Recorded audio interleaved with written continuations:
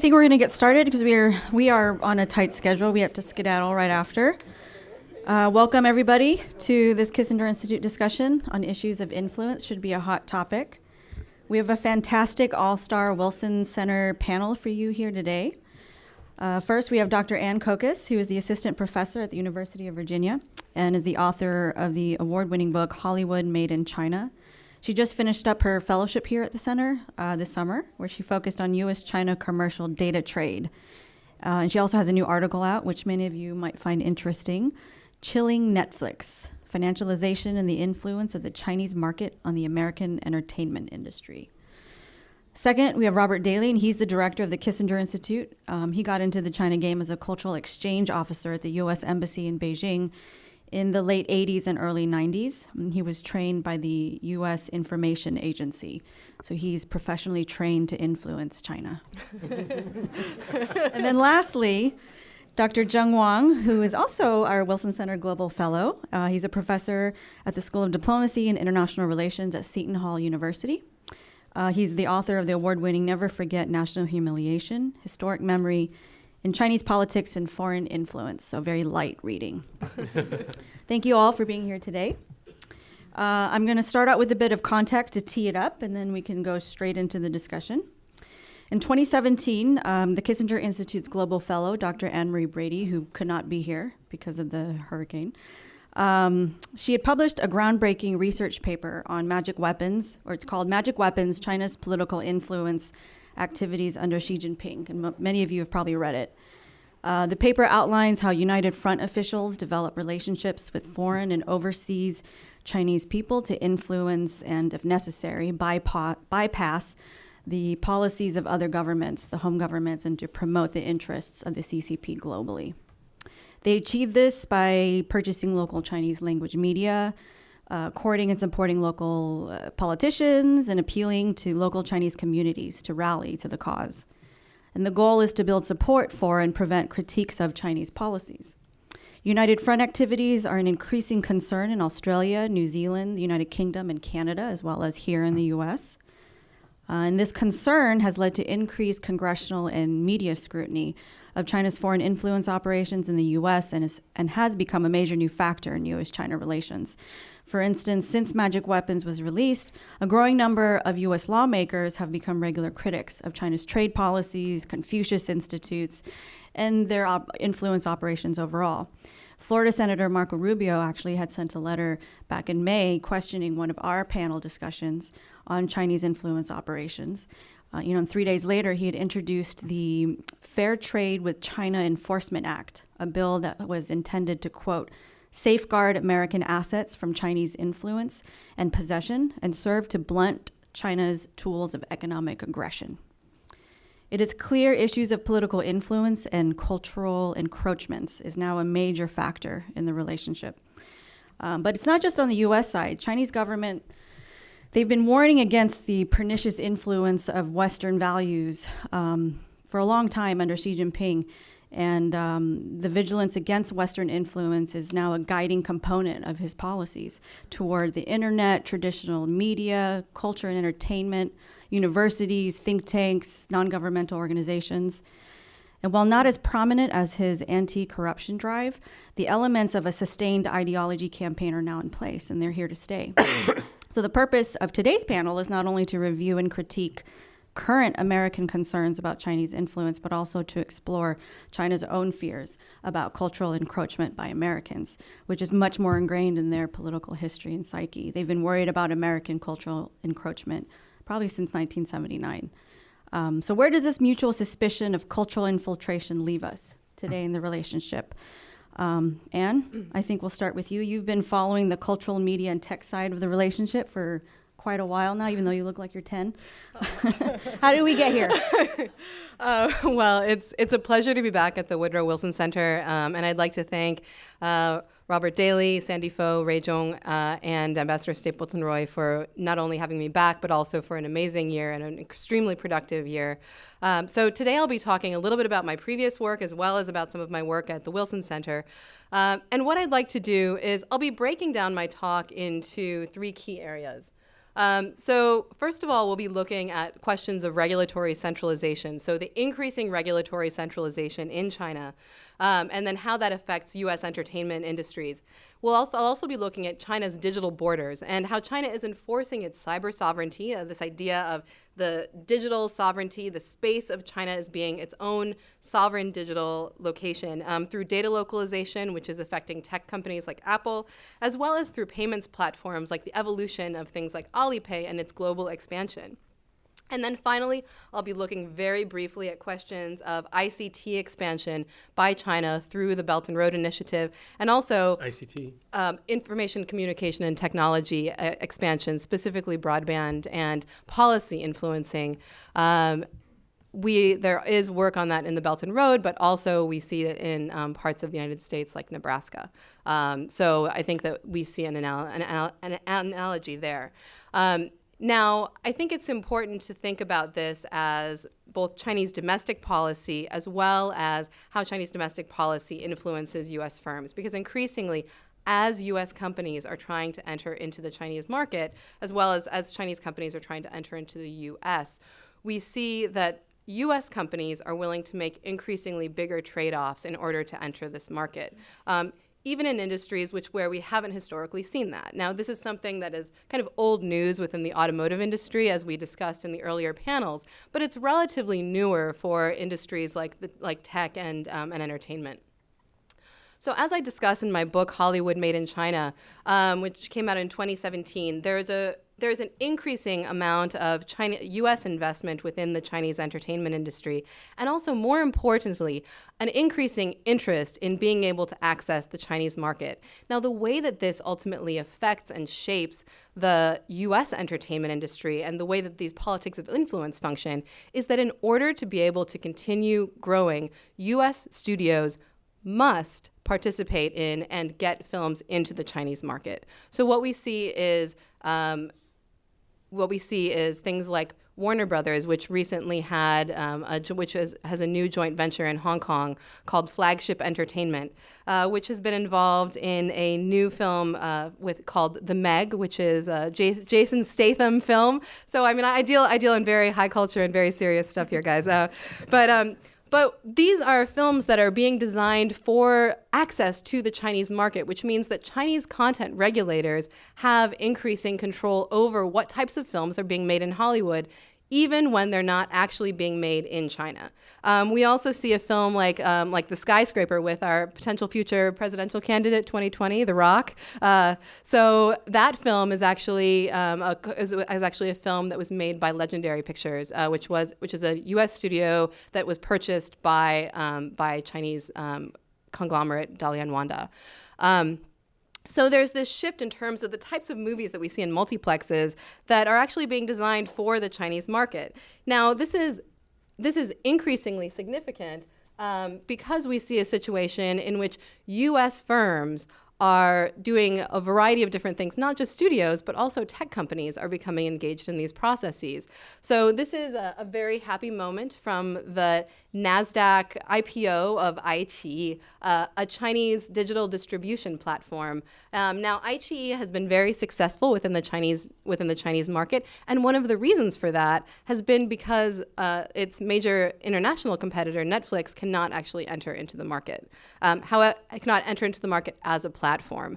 However, Netflix has been able to license their content to iQIYI in advance of the IPO to expand the type of content that's available to iQIYI to then make it a more viable IPO candidate. And then they have this exciting IPO. Now, granted, the stock has not been doing extremely well, but I think it's important to look at this when we're thinking about questions of influence, because iQIYI could not have had their IPO on the NASDAQ without support from the U.S. financial markets. So when we're looking at these questions of influence, there's a lot to be gained financially by not just the entertainment industry, but by the financial industry. So it's very difficult for the U.S. to regulate these questions and these issues, because in some ways they speak to the foundations of the U.S. economic system. So how do we do that, and how do we deal with those questions of influence when they're related to the growth of industries more broadly? We also have a situation in which China has an increasingly closed techno-financial landscape, which is on one hand just an issue in China, but on the other hand is creating a superstructure through which China is actually able to export payment systems into other countries. Now, the big news of recent approvals and disapprovals of Chinese acquisitions in the U.S. Was that the MoneyGram acquisition, Alibaba's MoneyGram app, or Ant Financial's MoneyGram acquisition was denied. So this payments platform did not receive approval for this acquisition. Now, one thing that's really interesting about this is that Alipay, the platform for payment, can still operate within the U.S. market. So actually, if you ever go to Vegas, anyone go to Vegas? All right, yeah. You can actually pay in Vegas with your Alipay account. So even though the MoneyGram acquisition was denied, that payment platform still functions within the U.S. context. However, the really interesting part is now it's being reframed as a global tool for Chinese citizens to be able to pay around the world. Now, the part that's also interesting about this is that the only way that you can get an Alipay account or an account in its parallel payment platform WeChat Pay is by having a Chinese work permit or a Chinese bank account, which you must have a Chinese citizenship or a Chinese work permit currently to be able to get. This hasn't always been the case, but it's a new regulation. So we're seeing this new financial system that's being built for the use of Chinese citizens that's actually being distributed more broadly around the world. Now, at the same time this is happening, it's increasingly difficult for U.S. firms to operate within the Chinese market within the tech space. One of the most challenging new regulations was in June 2017, in which China established its new cybersecurity law, which is a data localization regulation. Now, data localization is essentially this idea that all critical information or all critical data must be stored within Chinese government-owned and run servers. This is most famous because Apple moved all of their iCloud data that was stored in China into servers that were run by a Chinese state-run company called Guizhou Yunxiang. You may not have heard of it before, maybe you have, but it's interesting that we see this kind of move by U.S. firms. And while Apple has assured all of its investors that this has no potential cybersecurity implications for the company, cybersecurity experts may disagree with regard to the feasibility of actually establishing that firewall between Apple's Chinese iCloud accounts and their U.S. accounts. And I'm happy to talk about that further.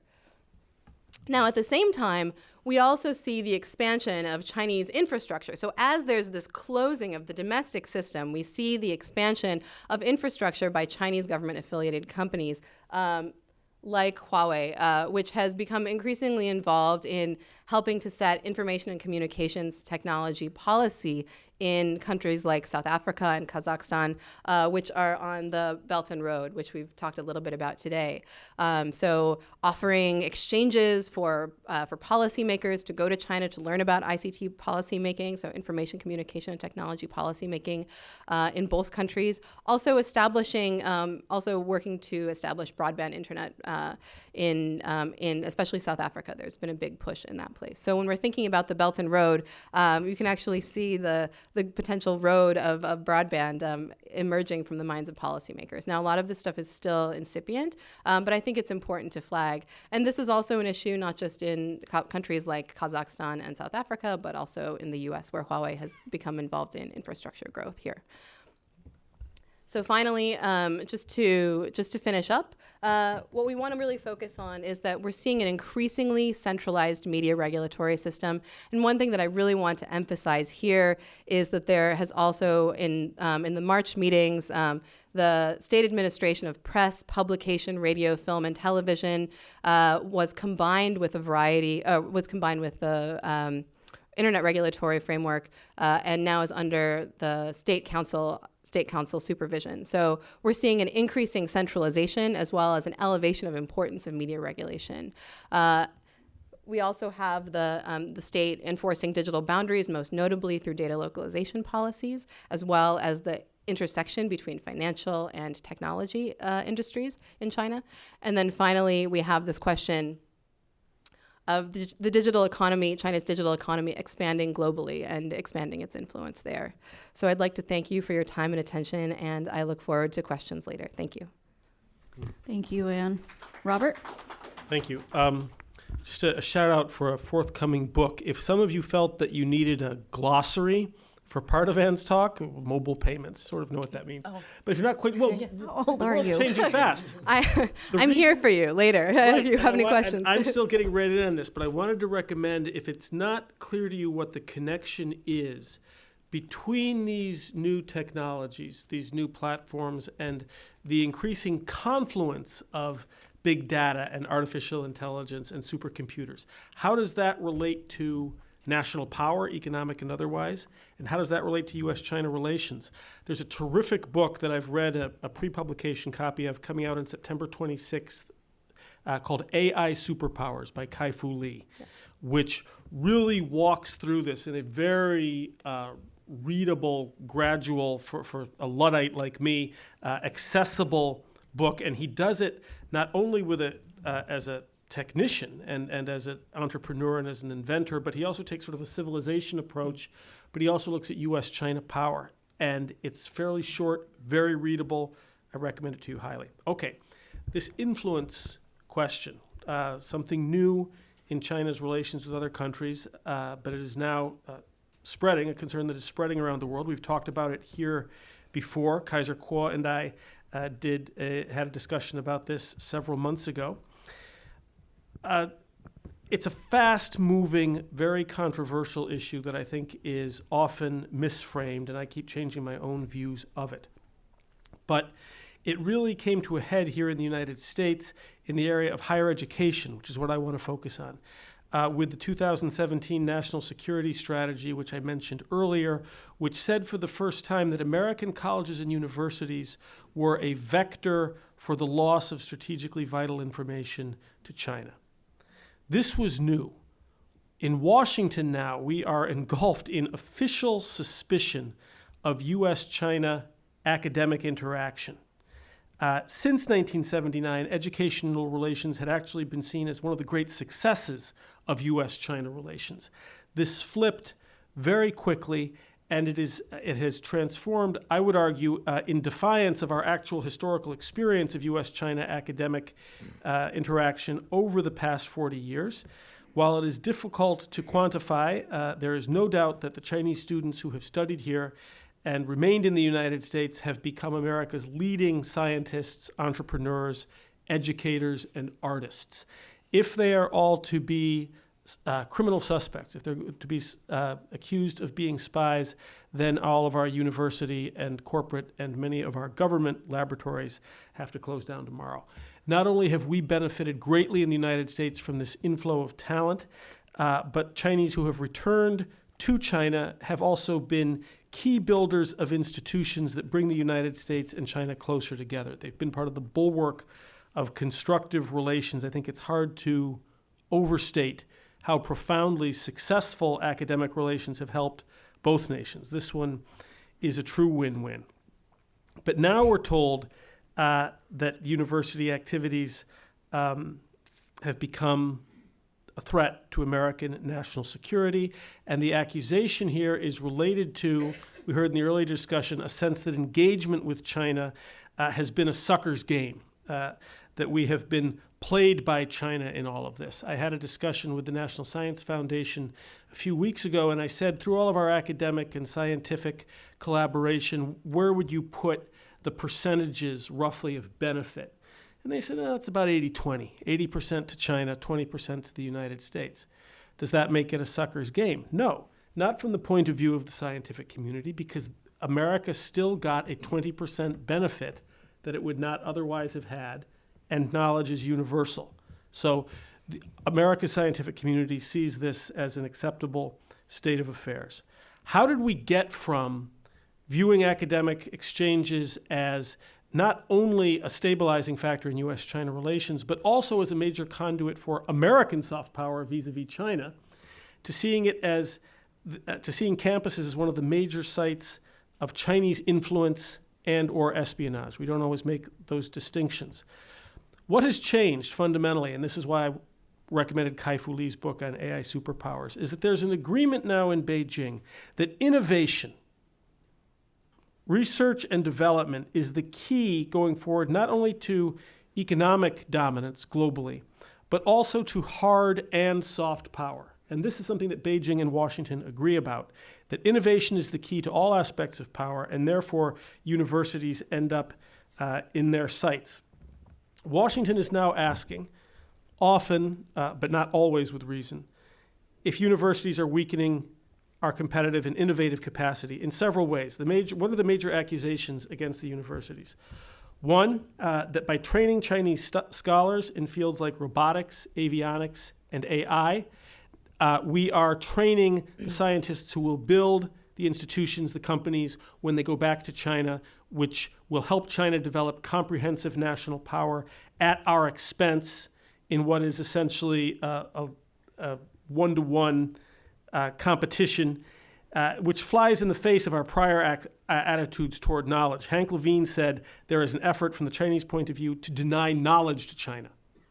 A growing sense in Washington that anything that benefits China in any way builds comprehensive national power at our expense, even through the normal research and teaching activities of universities.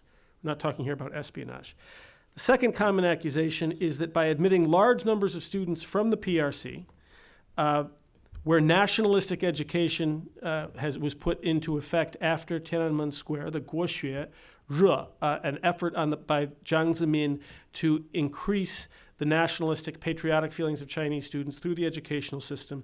Students who were trained in that rather than in evidence-based argument and critical thinking, coming in large numbers to American classrooms, are now basically harming American classrooms because they're cutting down on free discussion of supposedly sensitive issues like Taiwan or Tibet or Tiananmen Square or what is happening to the Uyghurs in Xinjiang.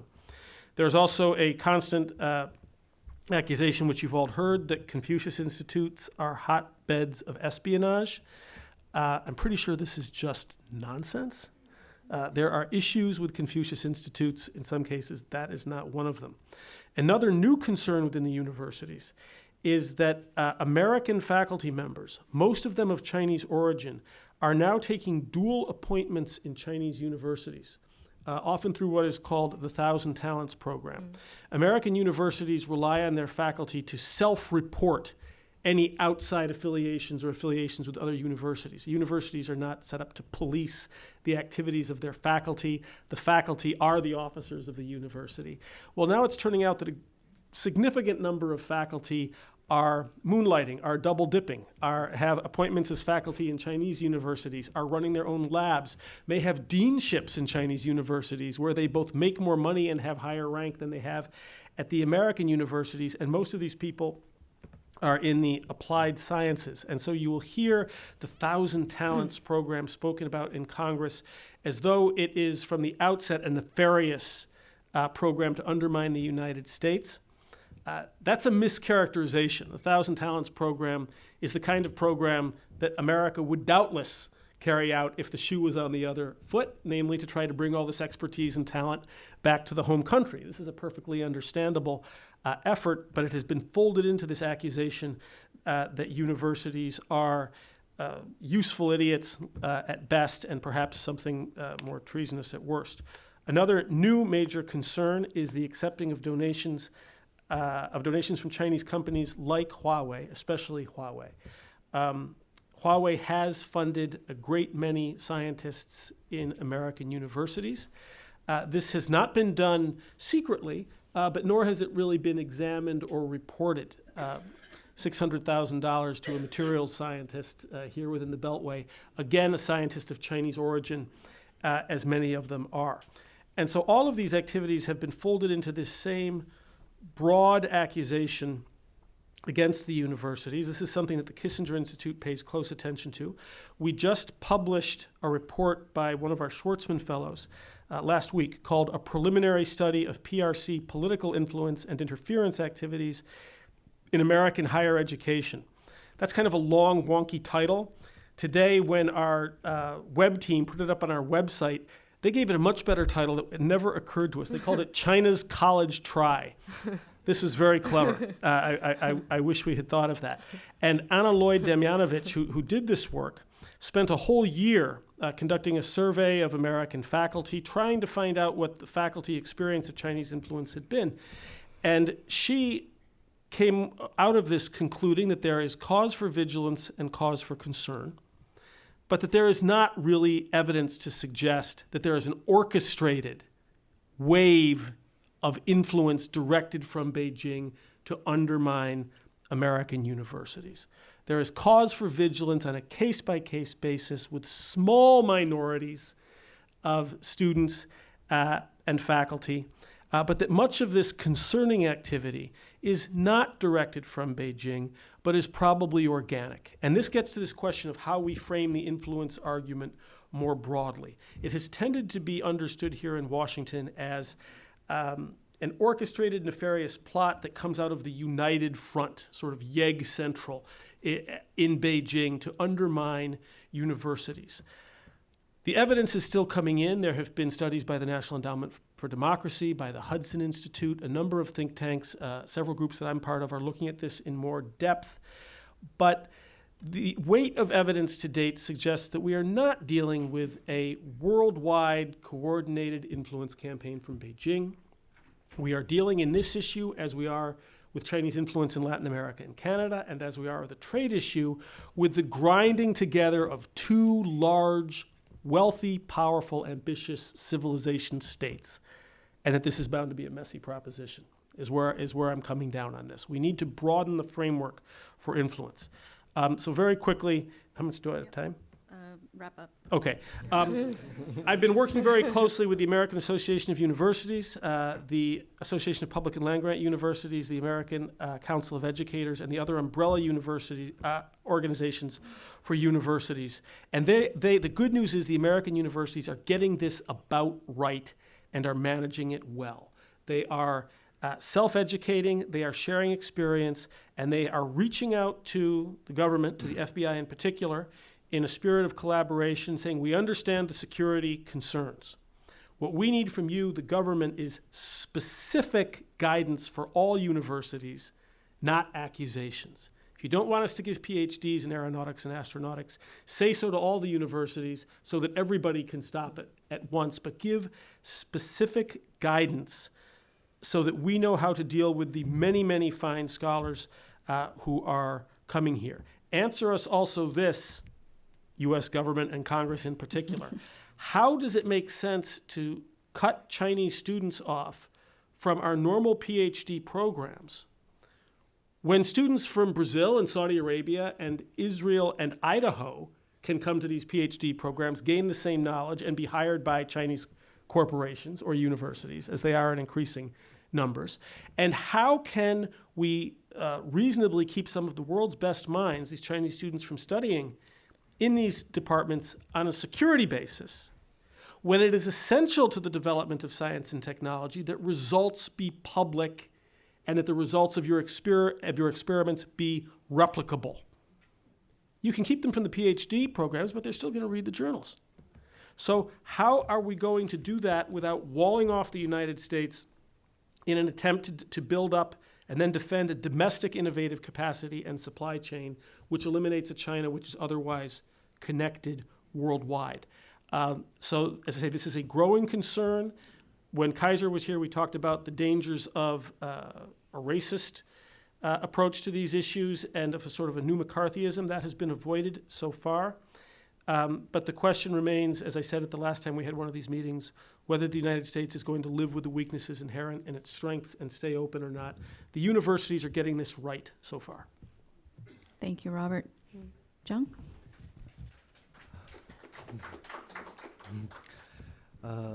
Okay, it's very glad to come back. I became a fellow of the Wilson Center in 2012 and then became the first class of the Global Fellow. So it's like coming back home, so very happy.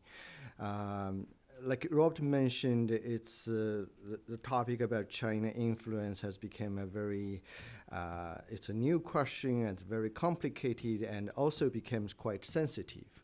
So since I'm back in home, so I try my best. I think Sandy is right. When we talk about the China influence, actually in China, there's a much longer discussion about the foreign influence. It's going much further. We can even say it's going back to 1840. Because China's opening to the world is started from the Opium War. And it's not like China opened its door by itself. It's forced open. It's by war. So, like Sandy mentioned, I wrote a book about Chinese nationalism. To some extent, we can say Chinese nationalism has been built on the central claim of to clean up bad foreign influence, to build up a pure China. So for many years, the Chinese nationalism or Chinese nationalists, including some of the leaders, political leaders, elites, they're trying to mobilize the grassroots, the people, by saying, okay, China has been badly changed by the foreign influence. So if we look back at the history since the Opium War, there's a different kind of discussion about the different countries' influence, from the Great Britain's influence to Japan influence. Because think about it, during the war with Japan, that a large part of China being occupied by Japan, and then the Soviet influence, and then of course United States influence. So for China, the discussion about the foreign influence is always related with what we call the humiliation or national humiliation. Chinese nationalists consider this is as a humiliation because they are proud of the civilization of China, the ancient achievements, and in in the late Qing period, after the falling of the China's national strength, the foreign countries took advantage of China and also coming to the foreign influence. So for many years, Chinese people were debating about, which country we should learn from. Or, like I mentioned, the Chinese nationalist has always claimed that we should clean up the bad foreign influence. So this is, I think, is a part of the history in China about the foreign influence. And because this year is the 40th anniversary of China's opening up and reform, if we're looking back the 40 years, we should say one of the major concerns when China opened the door 40 years ago, the Chinese leader like Deng Xiaoping, their major concern is actually foreign influence. So being a student in the Chinese schools in 1980s, I think we are familiar of the terms of the campaigns the government launched, for example, the peaceful evolution, spiritual pollution.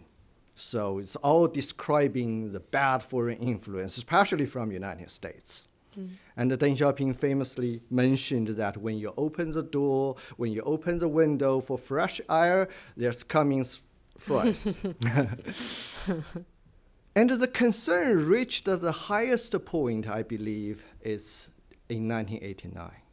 I think many of the Chinese leaders at that time are Chinese nationalists. They believe it's a failure because they thought, the students has been all influenced by the Western, by the United States ideology. They went to street, they protesting, and so they consider as this is a major failure. So that's also the reason shortly after the 1989, Deng Xiaoping made a famous remarks. And he said that the biggest mistake we made in the past, during the past 10 years of opening up, was education. We didn't teach our young people enough about China, about the right Chinese ideology. So they are being influenced by the Western ideas. So that's the reason in 1991, China, I think this is one of the issues, one of the major activities the Communist Party conducted, but very often being overlooked by the foreign observers, is China conducted and launched the patriotic education campaign and changed the history textbooks, changed the narrative of history, and conducted the major national education reform and asked the students to receive more education on the so-called national history. Today, if we look back the patriotic education campaign, maybe to some extent, I think the leaders, they maybe say they are successful. I wrote a book about the patriotic education campaign. Sometimes, as the author of the book, I reflecting, I think maybe I exaggerate the effects of the impacts of the patriotic education campaign, but there are some of the recent issues make me to think maybe I didn't emphasizing enough of the impacts of the patriotic education. I just gave you an example. Even though I'm going back to China quite often, but not really got a lot of interactions with current young people or students. And 2 years ago, I went back China for 3 months during the summer, and I teach courses, and I add the WeChat, the social media accounts with many of the Chinese young people, many of them from Peking University. To me, a big surprise is, for example, last week, September 9th, is the anniversary of the death of Chairman Mao. And I read several of the young PhD students or young professor of Peking University, they post article to memorize Mao. It was a big surprise to me because I couldn't think that in 1980s, when I was a student of Peking University, I couldn't think any of my classmates maybe do the same thing. So that is just an example of this change of the generational difference even made me surprised. Yeah. Talking about the discussion of the China influence in the United States or in other parts of the world, I remember I met a Chinese professor in a conference. He was joking. He said that China finally received the superpower treatment. So people are talking about Chinese influence. Chinese media has a lot of discussion and detailed reports about some of these narratives here. Like the president mentioned, students from this country, most of them, they are spies. They are also following up some of the reports about, like Robert mentioned, about the Chinese professors in the American universities and being followed up, those kind of things. I think to some extent, the recent development in the bilateral relations has become a celebration to the nationalists of both sides. So I can notice that in the Chinese media, especially social media, a lot of the nationalistic voices became even more stronger, or more of the people are saying, oh, now you say, the Americans, they cannot accept China's, rising up, or they basically just want to knock China down. So it's all proved.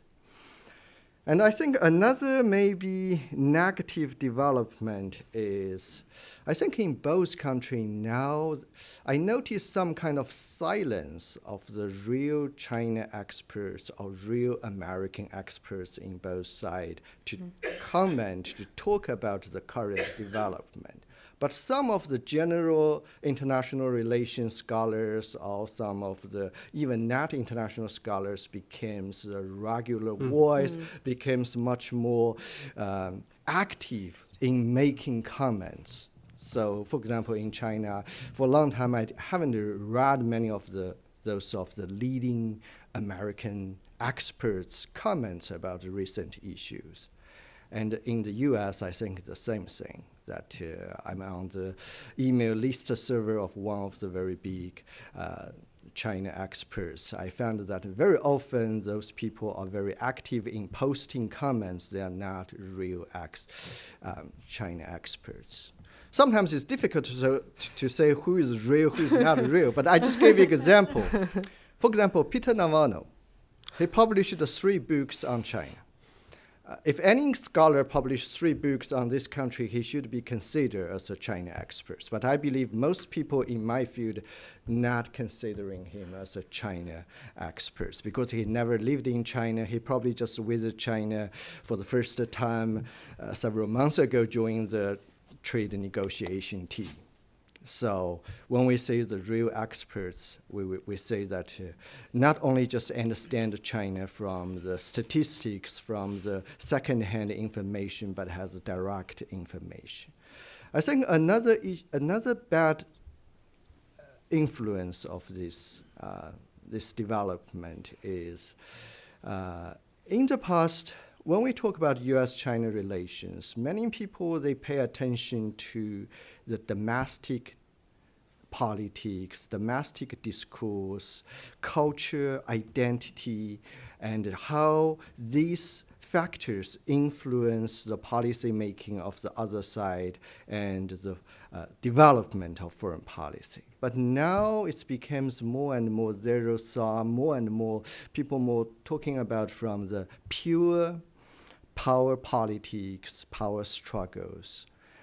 I think this is probably a very bad development because the relationship, the bilateral relationship, actually need a much more sophisticated analysis and trying to get perspective from,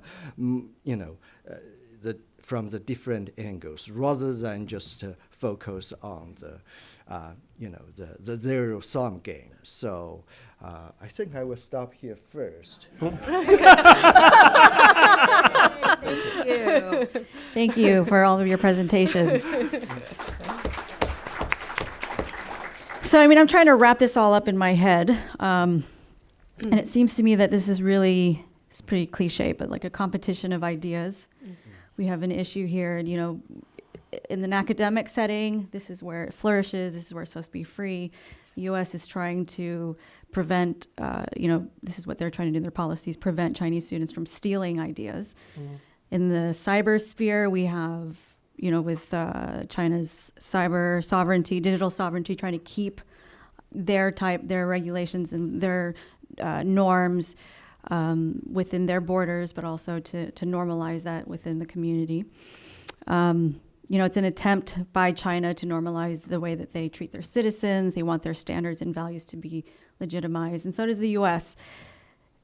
I want to get your take on, with U.S. and Chinese leadership, global leadership, in trying to shape these norms and values in all these areas.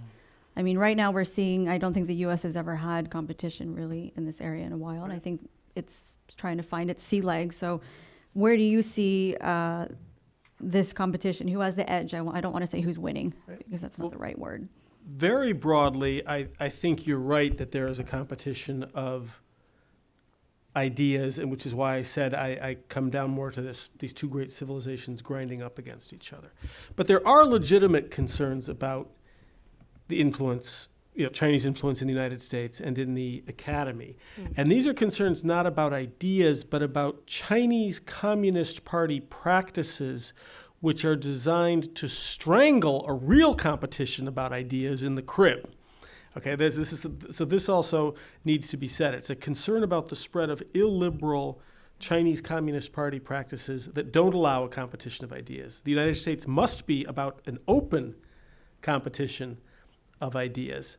And there are Chinese concerns and Chinese practices that run the other way. So as China is expanding, and it says it would like to build soft power,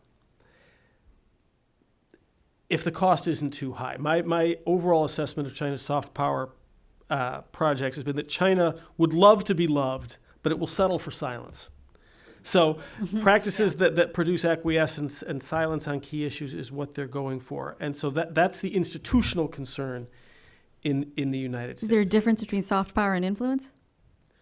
Well, so, it's 4:11.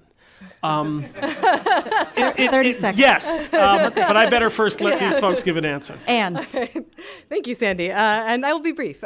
So I think that when we're looking at the move of China with regard to influence in the media and tech spheres, we see this difference between centralization in terms of the regulatory landscape in China and multiple different forms of fragmentation in the U.S. So we have U.S. regulators trying to oversee things like Hollywood and oversee things like the tech companies, which are even difficult to do within a domestic context. And then even within the U.S. government, there's the question of whether things like cybersecurity should be overseen by the Department of Homeland Security or the Department of Commerce, or if Health and Human Services should be overseeing medical data. So we have these kind of really significant questions of oversight within our own borders. So I think that to a certain degree, the edge is on the Chinese side when we look at questions of media and technology regulation. Now, one of the advantages of being in the U.S. is this kind of competition of ideas and the power of the free market. So these become questions of values, and I think that over the long term we'll have to be dealing with those. John, do you have anything? Can you repeat the question again? I thought you only asked Robert. I was just kind of looking at this being a competition of ideas and whether or not you thought, with Chinese and U.S. leadership in this area of actually shaping global norms and values, who has the edge right now? And does China have a big idea internationally? Is it concerned about ideas or practices? Just legitimizing what it's already doing? Yeah, the Chinese leadership has been talking about what they call the 3 confidences or 4 confidences. China has confident on its social system, its the way of governance, even the theories. Especially Xi Jinping has been, since he became the leader, he became trying to promoting what the outside people call this China model. But I think the main idea is, I think the discussion should be what is exactly the China model?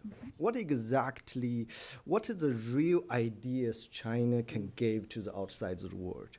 If we talk about China's prosperity, if we talk about China, if we measured by GDP, we can of course say China has been successful.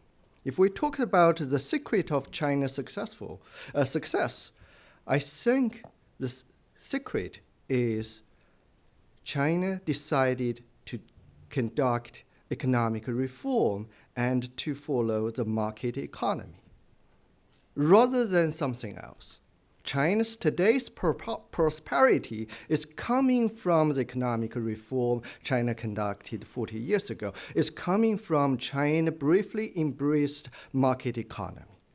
When we talk about democracy is not only just ideology or ideas, it's including, I think, the institutions, including market economy, because that is the basic way the democracy to conduct the operation or conduct economic activities. So to some extent, like I mentioned in one of my articles, China's today's success, we can also say it's a kind of a success of democracy because China conducted economic reform and followed the market economy.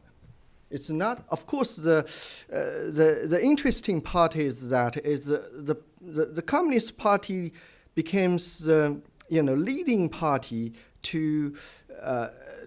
for this China's conduct of economic reform. But basically, China, what China conducted in the past 40 years is a market economy. So maybe I will say this. So if we talk about China model, I can still say that this is a model of market economy. Of course, there's some of the, after 1989, I think the major decision Chinese leadership made is that to stop political reform and to go further of economic reform.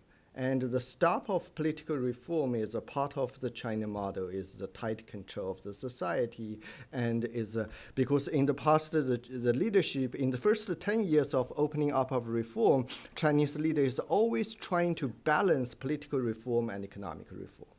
So, but later on, in the later 30 years, they stopped political reform. So, but still, they go continuing on economics. So it's just based on economics and market access. Mm-hmm. So like if during the 19th Party Congress, the work report, everything had Chinese characteristics. Mm-hmm. So would it be a fair assessment to say that you think that there isn't, I mean, it's kind of a vague idea that he's just trying to put out there, or do you think that they have an idea of what this China model is? Yeah, like I mentioned, I think what exactly is the China model? What exactly we can, if we say this is the model, we have to summarize what's the essence of the China model. I think it's still, there's no real ideas, or it's still, we can, the basic point of the China model is still the market economy rather than, there's a real political ideology built upon the China model. Okay. I'll ask one more question, one last one, and it's the issue of reciprocity. Mm-hmm. When it comes to, media assets, the CFIUS review process and trying to prevent investments here. And right now they're talking about decreasing numbers of students coming here, and China's kind of doing the same with visa issues there. So we're playing a tit for tat here. And some people have actually said that this is the way to go. Do you guys agree with that statement of having more reciprocity in these areas? Like in the media and tech industry, for instance. I mean, it's so closed in China. I can take this briefly. Yeah, so I think that the push for reciprocity comes from a smart place. Thus far, I've been concerned that a lot of those pushes for reciprocity and the, when we look at these questions of the trade war, the very targeted negotiation hasn't necessarily been what I have seen in my analysis. Mm-hmm. So I think that there are very specific places within the tech sector where there should be more of a push for reciprocity. But it seems like we're, at this point, looking at this question with a blunt instrument of tariffs across a wide variety of sectors, which may or may not actually yield the results that we're looking for. Mm-hmm. You want to add anything? No, it's good. Okay, I'll open it up now. We have mics. Please wait for the mic and tell me who you are. Joe Bosco in the back.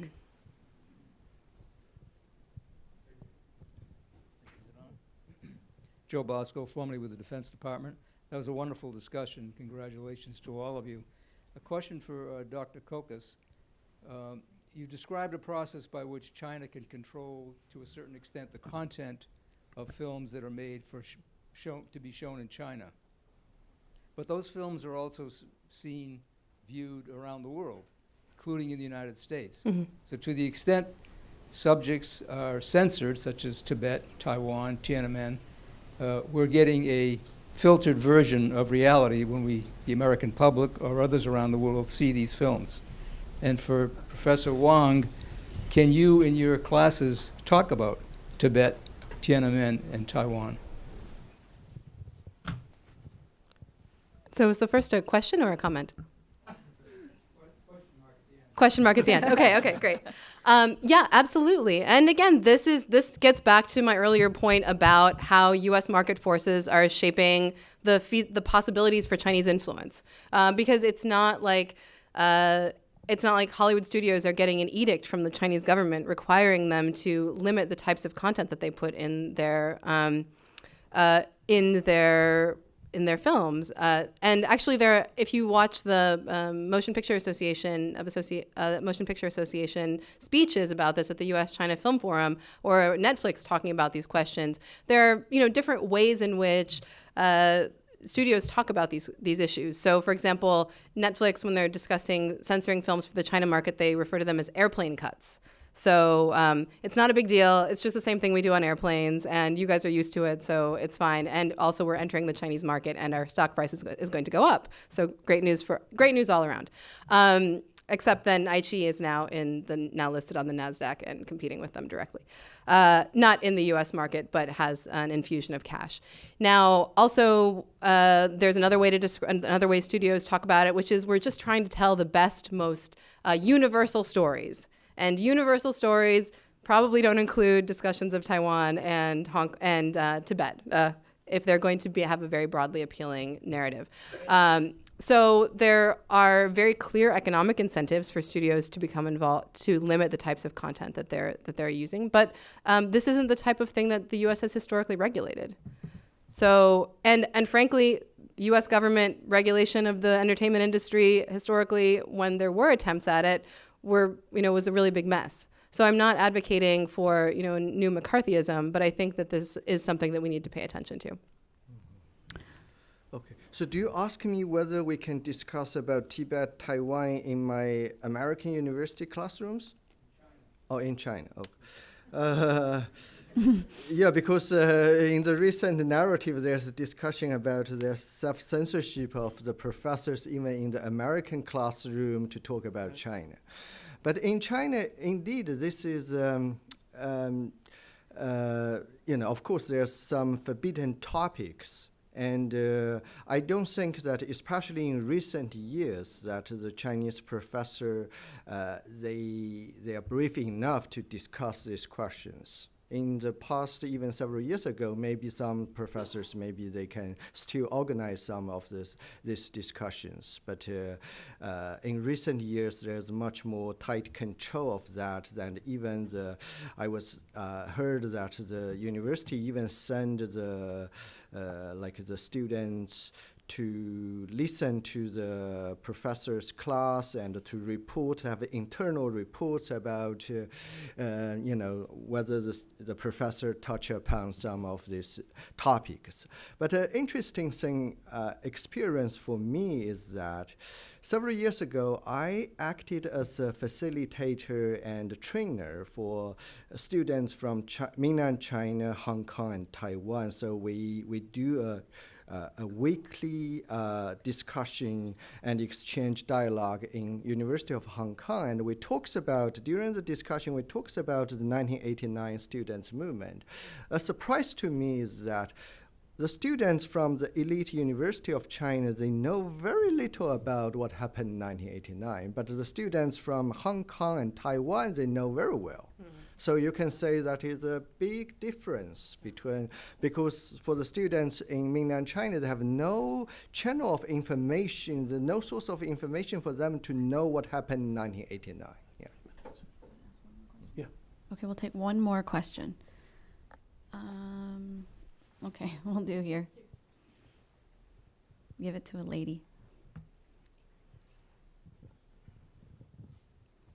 Thank you. Reporter from Voice America. I have a question. Actually, the question is raised at the first panel discussion.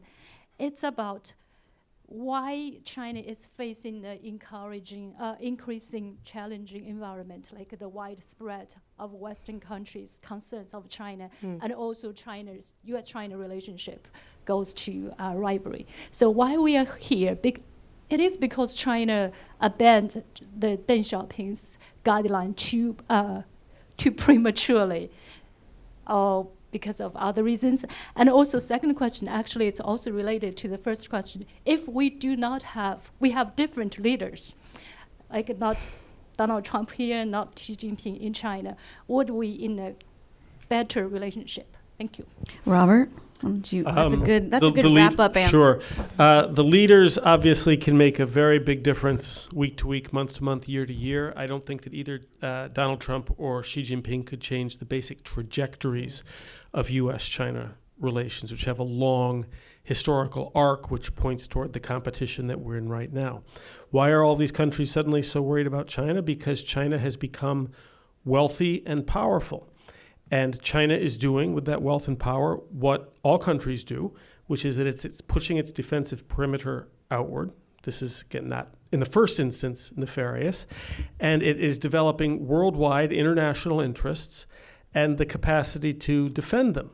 Now, when we say that China is doing this, what we really mean, of course, is that the Chinese Communist Party is doing this, and it has certain beliefs and certain practices and certain ways of functioning. And so through defending its interest, the Communist Party is in fact able to spread its practices or acceptance of and silence about its practices, primarily through using money in various ways, through investment or through American studios chasing after the money, in some cases American universities valuing tuition. So Chinese influence is spreading. And again, I want to emphasize, regardless of what you may think of China's ideologies, this is what large powers do. This is what the United States has done, but it's those specific illiberal practices of the Communist Party that are most concerning worldwide. And then obviously in the United States, there's also added insecurity about the trajectories of our own power and wealth, which is probably further exacerbated by political cultural crises here at home.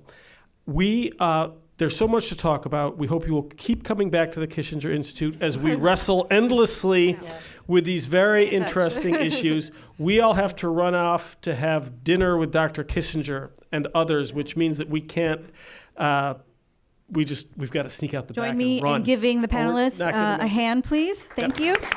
And Also, I'm going to steal the mic back from the moderator just to say that Sandy Foe has been here at the Kissinger Institute for 8 years. She came here as an intern. She's now what's called a senior program associate, but the truth is she's sort of deputy director, and this is the last time you will see her on the stage. Sandy is going off to Salt Lake City, and we have all loved working with you and hearing from you here in this room, and we just wish you all the best and want to say thank you. Thank you, 谢谢。